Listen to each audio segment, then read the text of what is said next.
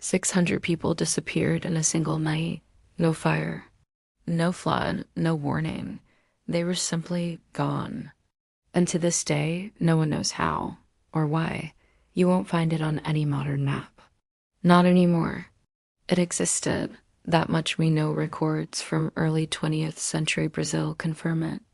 A small, isolated settlement, far from major towns, built along the lush banks of a forgotten river. Deep in the suffocating green of the Brazilian rainforest, there once was a village called Hoer Verde. A few dozen homes, a school, a chapel, and a square where children used to play. A quiet place, ordinary. They were farmers, hunters, families, until March 1923. That morning, a small unit of government officials and soldiers arrived in Hoer Verde on a routine patrol. Political tensions were rising in the region, rumors of communist rebels hiding in the jungle. But when the group stepped into the village, they were greeted by something far more disturbing than armed men. Silence. Total unnatural silence. No children laughing. No roosters crowing. No footsteps. No voices. Food still sat on plates, half-eaten meals covered in flies. A chair was overturned in the schoolhouse. A needle on a phonograph spun in place, scratching softly. Just the wind through the trees and the buzz of insects. At first, they thought the villagers were hiding, but that theory collapsed quickly. Doors stood wide open, fires had burned out, nothing had been packed. They didn't leave. They didn't run. They vanished. Soldiers searched the perimeter, calling out in Portuguese. No answer. They scouted the jungle paths. No footprints, no trails, not even a broken branch. And then they found the message. Dogs sat in doorways, quiet and dazed, as if waiting for someone who would never return.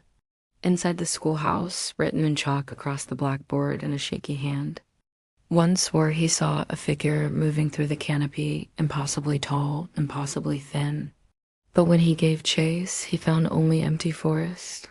Another noticed the church Bible lying open on the altar, its pages stuck to Psalm 46. God is our refuge and strength, a very present help in trouble. Over the following days, the Brazilian military documented the site in detail.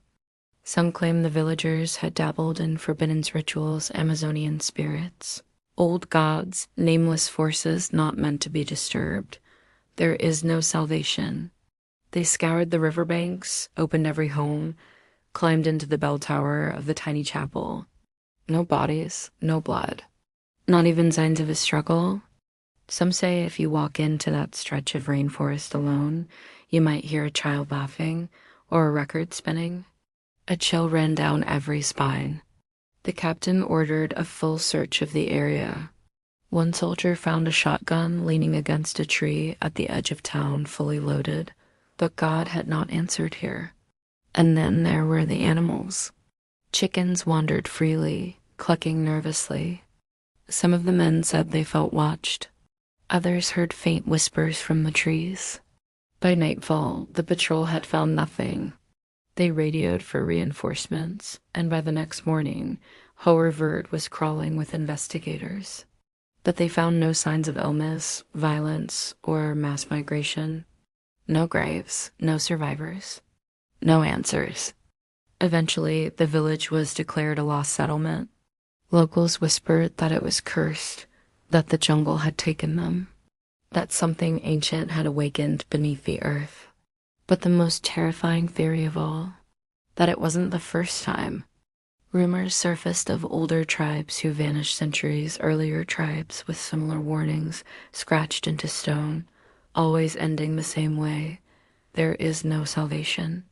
Today, the jungle has reclaimed Hoer Verde. Nothing remains but moss-covered ruins and stories told in hushed voices.